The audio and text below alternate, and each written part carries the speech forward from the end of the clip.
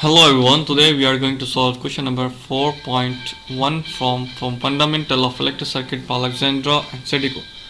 The question is that we have to calculate V naught जो कि यहाँ पर 3 ohm resistors के across voltages हैं और कहा जा रहा है कि सुपरपोजिशन थ्योरम को यूज़ करते हुए या सुपरपोजिशन प्रिंसिपल को यूज़ करते हुए आपने इसको कैलकुलेट करना है। देखिए सुपरपोजिशन प्रिंसिपल में हम क्या कर रहे होते हैं, हमें पता है कि हर बार एक सोर्स का इम्पैक्ट देख रहे होते हैं, उसकी वजह से क्या वोल्टेज अकर हो रहे हैं किसी पर्टिकुलर एलिमेंट के अकर, जैसे कि यहाँ पे 3 ओम का रजिस्टर है। तो बहरहाल हमें यहाँ पर 3 सोर्सेज हैं, 2 करंट सोर्सेज हैं और आपके पास एक वोल्टेज सोर्सेज है। तो अगर हम वोल्टेज सोर्स का इम्पैक्ट देखें यहाँ पर कितने वोल्टेज बन रहे हैं, अगर हम वोल्टेज सोर्स की बात करें तो वी नॉट 1 की बात करें तो हमें दूसरी सोर्सेज जो करंट सोर्सेज हैं उसको क्या करना पड़ेगा, ऑफ करना पड़ेगा, उनको ओपन सर्किट करना पड़ेगा। तो हमने यकीनन यहाँ पे कर दी हैं और फिर उसके बाद इस सोर्स यानी करंट सोर्स की वजह से यहाँ पर V not double dash calculate करेंगे तो उसकी वजह से हमें जो वोल्टेज सोर्स है उसको शॉर्ट सर्किट और बाकी सोर्सेज जो करंट सोर्स है उसको ओपन सर्किट किया गया है।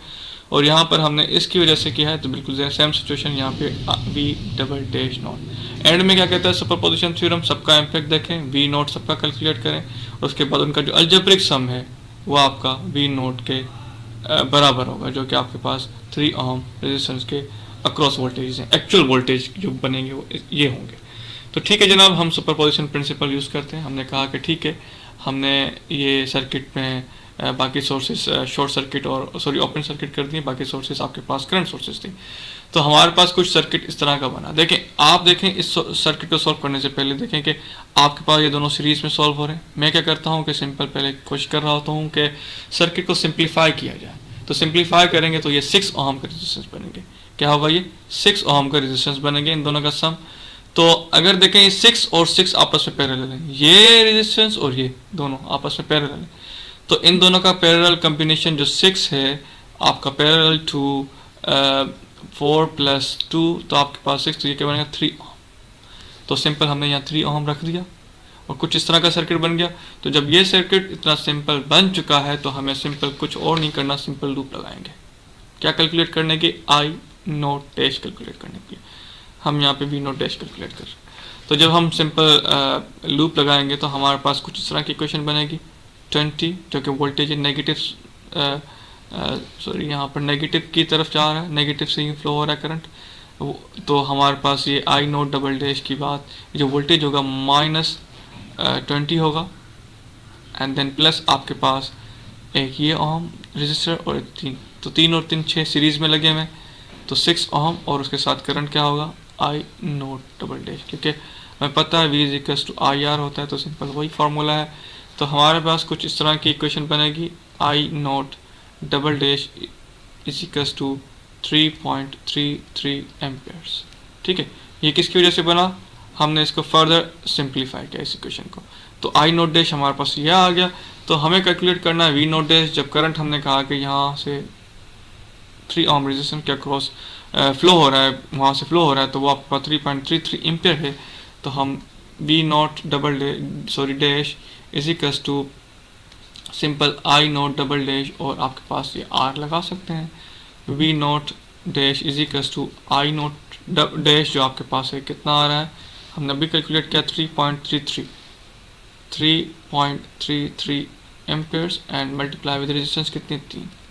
तो आपके पास वी नॉट डैश = आपके पास आ जाता है 9.999 वोल्ट जो कि ऑलमोस्ट 10 वोल्ट के बराबर है। तो वी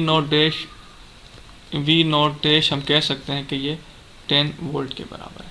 ठीक है, मैं यहाँ तक मैं उम्मीद करता हूँ कि आपको ये इस सोर्स की वजह से जो वोल्टेज आ रहे हैं समझ आए होंगे। सिंपल हमने सिंप्लीफाई किया है पहले सर्किट को, जिससे इन रेजिस्टेंस को सॉल्व किया, फिर इन दोनों को आपस में पैरेलल में सॉल्व किया, तो हमारे पास कुछ सर्किट ये बन गया। जो करंट यहाँ फ्लो होगा ऑब्वियसली बात है 3 ओम के रेजिस्टेंस के अक्रॉस जब करंट पता चल रहा है तो वोल्टेज भी ऑटोमेटिकली पता चलेगा, क्योंकि रेजिस्टेंस हमें नोन है, V = IR का फॉर्मूला सिंपल। तो आगे चलते हैं। तो दूसरी सोर्स हमने चूज़ की है भाई कि हम 1 एम्पेयर की वजह से यहाँ पर वी नॉट डबल डैश कितना कर रहे हैं। तो हम सोच रहे हैं कि इसके लिए हम सिंपल लूप का इस्तेमाल करें। हमने कहा कि ये एक करंट है जो यूँ फ्लो कर रहा है I1 का, और एक हमने कहा कि ये यूँ फ्लो कर रहा है जिसको हमने आई नॉट डबल डैश का नाम दे दिया, और हमने कहा कि एक ये लूप बना दिया हमने। जो कि यहाँ से होता हुआ यूं फ्लो हो रहा है, इसको हमने I2 का नाम दे दिया।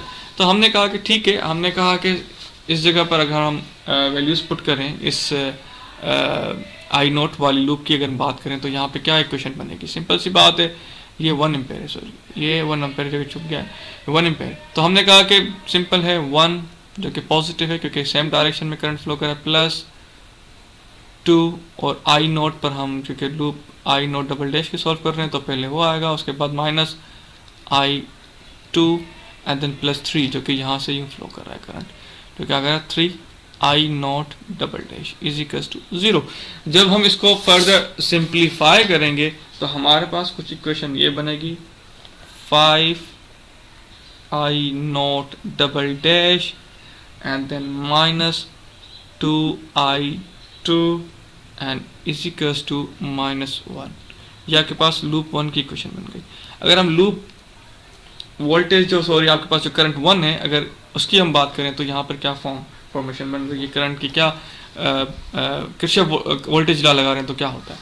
तो देखिए यहाँ पर सिंपल सी बात है कि यहाँ पर सिंपल एक करंट जो कि यहाँ से यूँ फ्लो हो रहा है क्योंकि हमने कहा कि इस डायरेक्शन में फ्लो हो रही है, तो आपके पास ये 1 एम्पेयर आ जाएगा सिंपल फॉर लूप I1।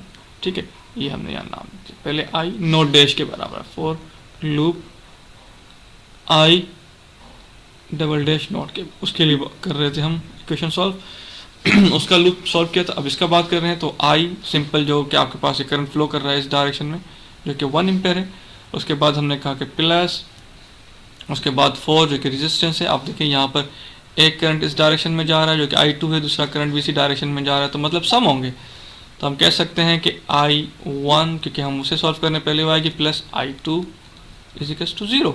जब हम इसको फर्दर सिंप्लीफाई करेंगे तो इक्वेशन कुछ इस तरह की बनेगी 4I1 and then plus 4I2 and then is equal to -1। ये इक्वेशन नंबर 2 की हम बात करेंगे।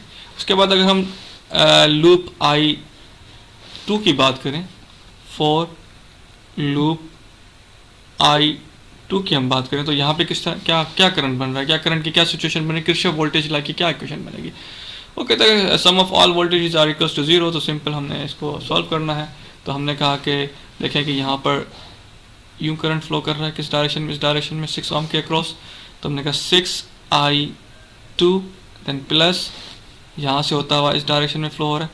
देखें ये दोनों अपोजिट डायरेक्शन है, I नोट डबल डैश और I2, तो सिंपल सी बात है, हमने कहा 2I2 जो क्योंकि हम उसे सॉल्व कर रहे हैं तो minus I not double dash and then उसके बाद अगर देखें कि यहाँ इस फॉर्म में क्या बन रहा है, दोनों करंट आपस में सेम डायरेक्शन में फ्लो हो रहे हैं, तो हम कहेंगे plus 4I2 plus I1 is equal to solve is equal to 0।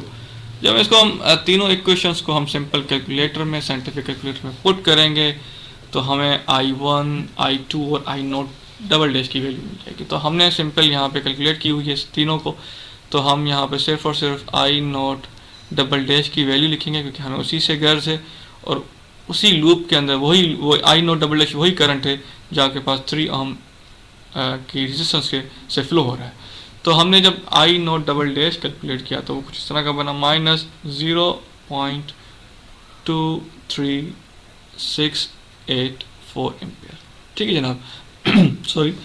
तो इसकी वजह से हम V not double dash calculate कर सकते हैं, सिंपल सी V is equal to V not double dash is equal to I not double dash and R। तो V not double dash is equal to I not double dash क्या है आपके पास अभी calculate किया है -0.23684 एंड देन R आपके पास आता है 3 ओम।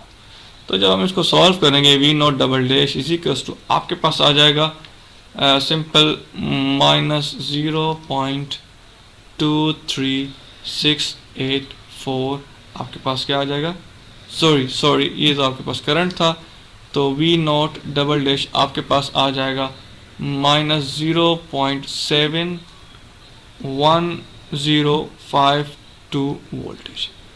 ठीक है जनाब हमारा। अच्छा अभी तक हमने V not dash and V not double dash calculate कर लिया है दो सोर्सेस की वजह से। तो अब हम कैलकुलेट करेंगे वी नॉट ट्रिपल डैश, जो कि हम कैलकुलेट करेंगे कि यहाँ पर 3 ओम रेजिस्टेंस के अक्रॉस जो वोल्टेज अकर हो रहे हैं सिंपल इसी एक सिंगल सोर्स की वजह से, जो कि करंट सोर्स है और 2 इनपुट की। देखिए मैंने पहले भी सॉल्व किया, उसमें भी हम यही मैं कहता हूँ कि आप पहले सर्किट को सिंप्लीफाई करें। तो यहाँ पर देखें कि 4 + 2 जो आपस में रेजिस्टेंस सीरीज में है तो ये सॉल्व हो जाएंगे, तो 6 ओम बन जाएगा।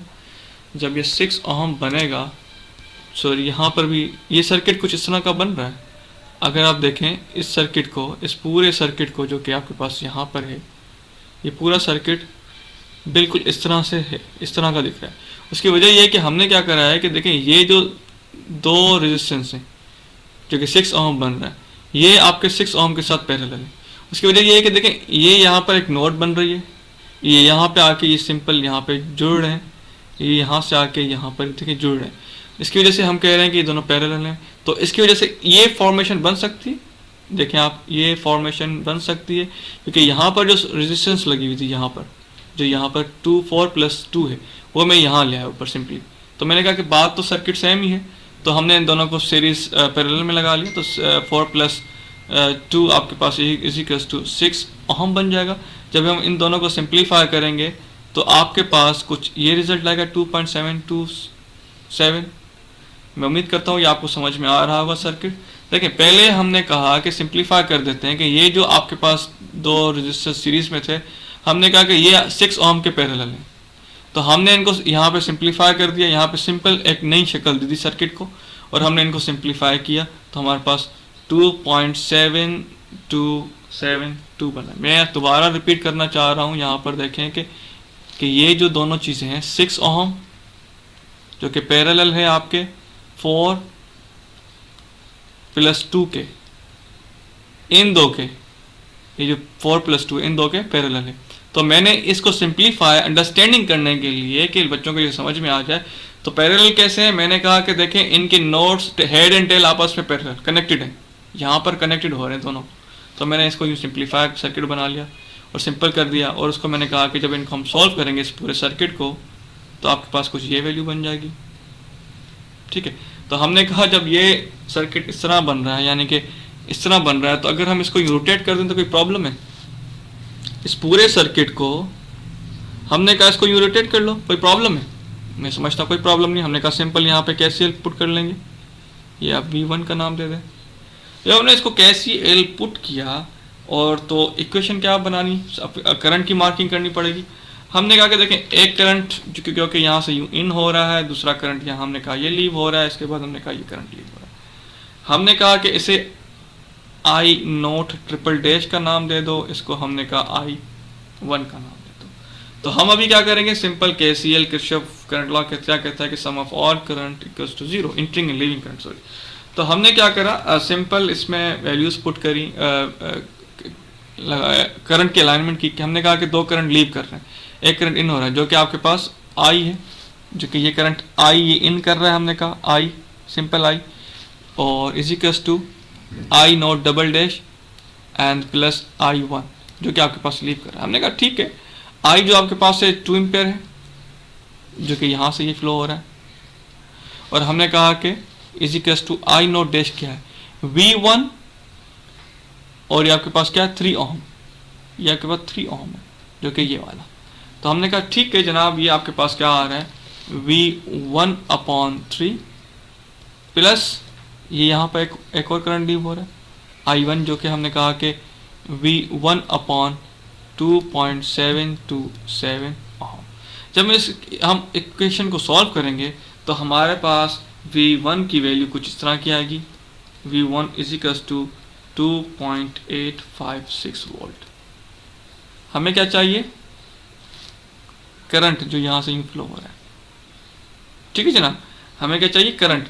तो हमने कहा ठीक है I0 जो आपके पास यहाँ पे करंट फ्लो कर रहा है असल में वो है बराबर I0 = double dash simple V = IR का फार्मूला लगा रहा है हमने। I0 डबल डैश किसके बराबर होता है, V0 double dash upon R के बराबर होगा। सिंपल V = IR, I निकालना है, V/R हो जाएगा। तो हमने क्या करा, V1/3 ओम के बराबर है, ये करंट आपके पास यहाँ से फ्लो हो रहा है तो हमने कहा ठीक है जनाब, I not double dash is equals to V1 की अगर हम बात करें तो आपके पास आ रहा है 2.856 और उसके बाद 3 ओम। जब हम इसको सिंप्लीफाई करेंगे तो आई नॉट डबल डैश आपके पास आ जाएगा सिंपल सा 0.952 एम्पियर्स। ठीक है, हमें क्या चाहिए, वी नॉट डबल डैश। तो वी नॉट डबल डैश की अगर हम ट्रिपल डैश की हम बात करें, सॉरी ये ट्रिपल डैश है, ये ट्रिपल डैश है, सब ट्रिपल डैश है, तो हमें क्या मिलेगा, simple V is equals to IR का फार्मूला है, हमें करंट पता है 0.952 है और रेजिस्टेंस पता है 3 है, तो हमारे पास सिंपल सॉल्व करेंगे तो हमें मिल जाता है तकरीबन 2.856 वोल्ट। ठीक है, हमने कहा था शुरू में ही कहा था कि हमारे पास जो V नोट है, V नोट आपके पास कुछ ये है, तीनों का इम्पैक्ट सम ऑफ अलजेब्रिक सम होगा, तीनों का जो इम्पैक्ट है हर सेपरेटली हमने जो कैलकुलेट किया है वो हम आपके पास क्या हो जाएगा, V नोट एक्चुअल जो वैल्यू तीनों सोर्सेज की वजह से वहाँ पे करेंगे। तो हमने कहा ठीक है जनाब, V नोट हमने कहा कि V not is equals to V not dash plus V not double dash plus V not triple dash की हमने बात की। तो V नोट की हम बात करें तो V नोट हमने अभी डैश कैलकुलेट किया था जो कि आपके पास 10 वोल्ट था। दिखा देता हूँ मैं आपको एक बार दोबारा, देखिए यहाँ पर 10 वोल्ट है, ये आपके पास 10 वोल्ट है, हमने यहाँ पे 10 volt V not dash calculate किया था।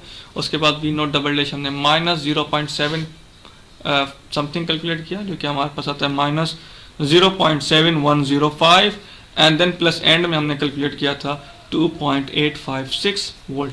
जब हम इसको सिंपल कैलकुलेट सम करेंगे तो आपके पास कुछ करंट जो सॉरी वोल्टेज बनेगा 12.1455 वोल्ट। तो एक्चुअल में ये वोल्टेज है जो कि आपके पास इस सोर्स के अक्रॉस एक्चुअली इस सोर्स के इस वोल्टेज के इस रेजिस्टेंस के अक्रॉस अकर हो रहा है, किसकी वजह से, इन तीनों सोर्सेज की वजह से। ठीक है जनाब, मैं उम्मीद करता हूँ आपको इस सवाल बखूबी समझ में आएगा। अगर कोई भी प्रॉब्लम हो ज़रूर कमेंट बॉक्स में कमेंट करें, होपफुली इसका आंसर दे दिया जाएगा। लाइक करें, सब्सक्राइब करें, शेयर करना मत भूलिए। Bundle of thanks.